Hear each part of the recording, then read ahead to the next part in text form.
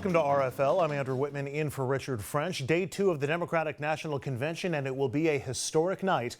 The roll call vote is happening right now, and within minutes, Hillary Clinton will officially become the first female nominee for president to represent a major party. Tonight, Bill Clinton is the headline speaker. For the very latest, we turn to Karen Travers. She's live at the convention with more. Good evening, Karen. Good evening. The roll call vote is underway here in Philadelphia. Every state getting their moment in the spotlight.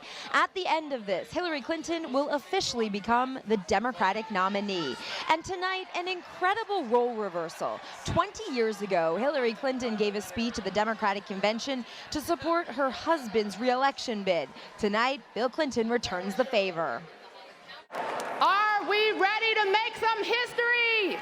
Tonight, Democrats making it official. 51 votes. 330 votes. A state-by-state roll call to formally nominate Hillary Clinton as their candidate for president. So it is with a full heart that I'm here today as we nominate Hillary Clinton to be the first woman president. But that lively political tradition is another chance for Bernie Sanders supporters to cause a ruckus. I cast my vote for Bernie Sanders.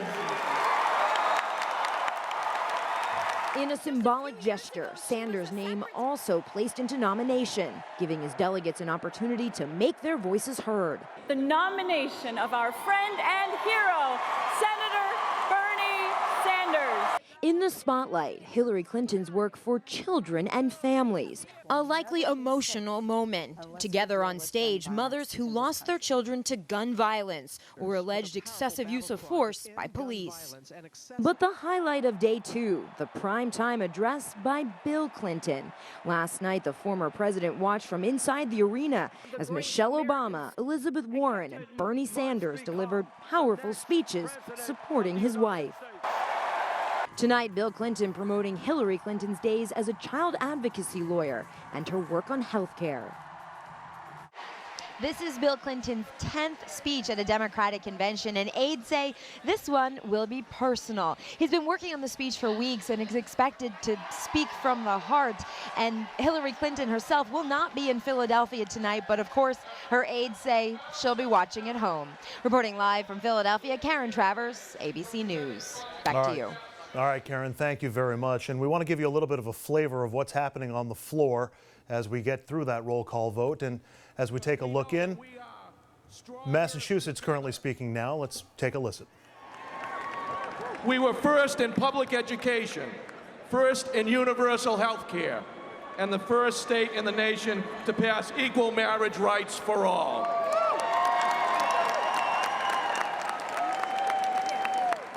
From John Adams to John Kennedy and beyond, we have fought for those without a voice, for those in need, and for all Americans. Just as we were in 1775, we are ready to fight for our nation, our liberty, and the rights of every American to have the country and the future they deserve. I am honored, on behalf of Massachusetts, to cast 46 votes for Senator Bernie Sanders and 68 votes for the next president of the United States, Hillary Rodham Clinton. Massachusetts. You know, if you follow politics, you got to, on some level, enjoy those roll call votes. Roll call votes where everybody talks about their own state, says something great. All right, fine. Let's get to our panel tonight. Giancarlo Perisutti is a former aide to President George H.W. Bush. Dominic Carter, who does not agree with my take on roll call speeches. I don't. Political journalist and author. And Jessica Proud, who I'm hoping does agree with my take, Republican strategist and a PR expert. Thank you so much. I'm in good hands there. And PR expert with the November team. So let's start with what we saw from the floor last night. We'll have the updates on what's coming up for the rest of the program. But Elizabeth Warren, Bernie Sanders, Cory Booker, and of course Michelle Obama. And let's start with the chants that we were hearing from the crowd and from the Bernie backers. And I'm curious what your takeaway was, Giancarlo, when you were hearing the discord on the floor. Yeah, I was surprised that it was as vociferous as it was last night. I mean, obviously, one of the storylines coming into this convention was that the Bernie supporters were not going to go quietly. I was surprised that they went as loudly as they did. But, you know, there was a moment of unity when the First Lady came up and gave what I think everyone can agree was a fantastic speech. There was certainly unity there, no heckling, no Bernie, no voice to the Bernie supporters there. But I was surprised that on night one, that faction of the Democratic Party was as vocal as they were. Jessica, we spent a lot of time in Cleveland last week talking about party unity, particularly when Ted Cruz spoke, but it seemed like that was the only time when it was vocalized or when it was so, you know, in everybody's face for the entire country to see. What do you think was the impact of that dissension from the Bernie group last night? Well, I think I totally agree with you, and it was amazing because the media was portraying that story that our convention would be much more divided, and there was that one little hiccup on Monday with the Rules Committee, and that wasn't even entirely anti-Trump people. It was a lot of people that wanted to decentralize some of the power out of the RNC. But, you know, watching the coverage of this, I questioned if this is Bernie Sanders' convention or Hillary Clinton's. I mean, it's very stunning to me. I'm not that surprised because, you know, his supporters have been very fervent, just like you're seeing with Trump, but he started this movement and it's kind of gotten away from him now. He can't control it. It's much bigger than he is. And the heart and soul of the Democratic Party is really not with Clinton politics right now. They are far left of her, and so it's going to be, you know, very interesting over these next couple of days to see if they can come together. The Ted Cruz speech that didn't endorse Trump, I think actually did more to unify the party with Trump than what you're seeing happen with the Democrats. And right we'll see how unified the party appears when we check in with Richard French coming up in our next segment. But Dominic, there were times during the speeches last night where I thought they weren't distracting. You know, they weren't dividing the convention, but I thought they were distracting some of the speakers. I thought Elizabeth Warren and Cory Booker were trying to either, you know, play into those chants or shout over those chants. I felt like it might have distracted, you know, some of the message coming from the podium last night. Well, it clearly interrupted on a personal level. Cory Booker and Elizabeth Warren, you could hear as they were trying to concentrate and deliver the speech, and they were being interrupted. I mean, it didn't stop them. But I just think that Bernie Sanders supporters, they're very aggressive and very vocal. But at what time are they going to be realistic? Because, I mean, let's be honest now. We covered Bernie Sanders here in New York, New Jersey. He promised a lot of free stuff without ways to pay for it. He was never going to be the nominee.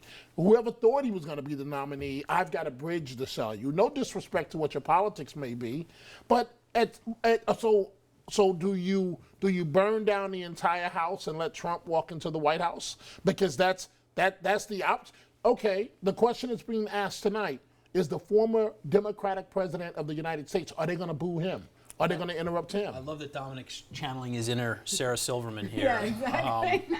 But he's right. You're right. I mean, there needs to be a day of reckoning for this party. To Jessica's point, they are more divided, I think, than most people realize. And now it's playing out on national television, and it needs to get fixed. To be fair, though, it seemed after Michelle Obama's speech and during Bernie's speech that things tamped down somewhat. It might have been after the Sarah Silverman moment, and we have that queued up. So let's play Sarah Silverman admonishing Bernie Sanders supporters from the podium of the Democratic National Convention last night in Philadelphia.